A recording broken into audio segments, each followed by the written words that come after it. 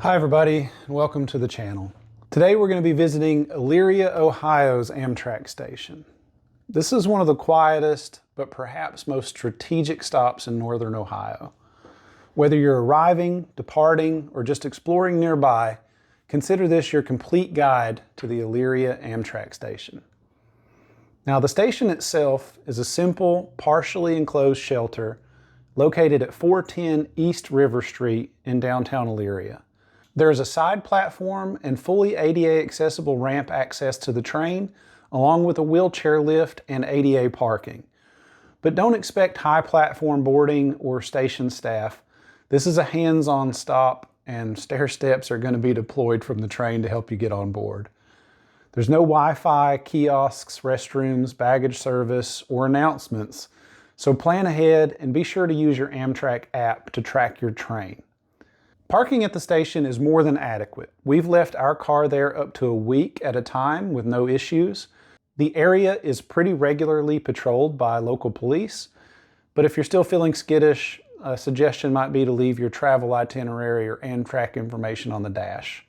In this overhead shot of the station, you can see the parking area. We've circled in black the normal parking, blue is ADA parking, and red is the overflow parking for the station. So if you're in Elyria and hopping on the train to venture across the U.S., you should know that Elyria is served by two long-distance Amtrak trains, the Lakeshore Limited and the Floridian. Trains run daily in both directions, but the stops are late night to early morning. Heading westbound to Chicago, you can generally expect the Floridian to depart the Elyria station around 3:30 a.m. and arrive in Chicago at 8:45 a.m.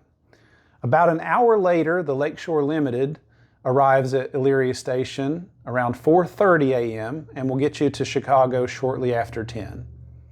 If you're heading east to Washington, D.C. or on south to Florida, you can expect the eastbound Floridian to arrive at Elyria Station at 1:15 a.m. and it'll take you through Washington, D.C. all the way down to Miami, Florida if you desire. If your destination on the East Coast is Boston or New York, the eastbound Lakeshore Limited arrives at Elyria at 5 a.m.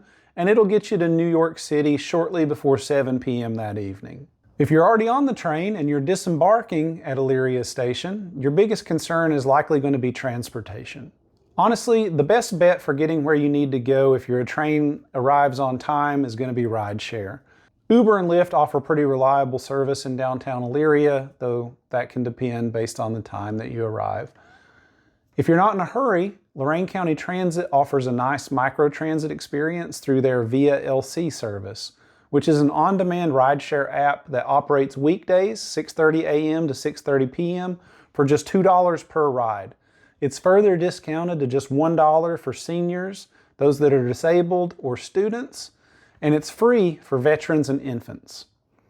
If you need to rent a car, there is an Enterprise Rent-A-Car lot located at 303 Cleveland Street. It's less than a mile away from the Amtrak station, and that's open 8 a.m. to 5:30 p.m. on weekdays and 9 a.m. to 12 p.m. on Saturday. It's closed on Sunday.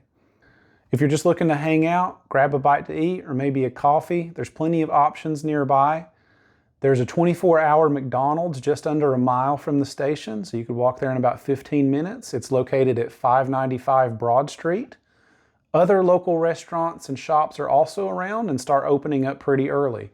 Hazel's Diner opens at 6 a.m., Erie Island Coffee at 6:30 a.m. on weekdays and 7:30 on weekends, and the Blue Sky Diner opens at 7 a.m.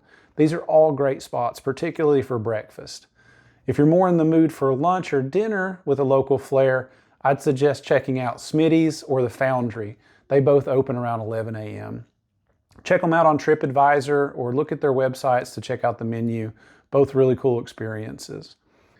If you're hanging in the area for a day or two, there are plenty of chain hotels like Holiday Inn Express, Fairfield Inn, and Baymont Inn near Interstate 90. These are all within a 10-minute drive of the Amtrak station. There are also numerous Airbnb and other listings in downtown Elyria and near Cascade Park if you're looking for a homier stay. Most of those start around $75 a night. And speaking of Cascade Park, it's at the very tip top of my list of things to see and do in Elyria. It's an amazingly beautiful park with great walking paths and hiking trails, an amazing playground for the kids, and usually plenty of wildlife to enjoy, especially waterfowl on the river.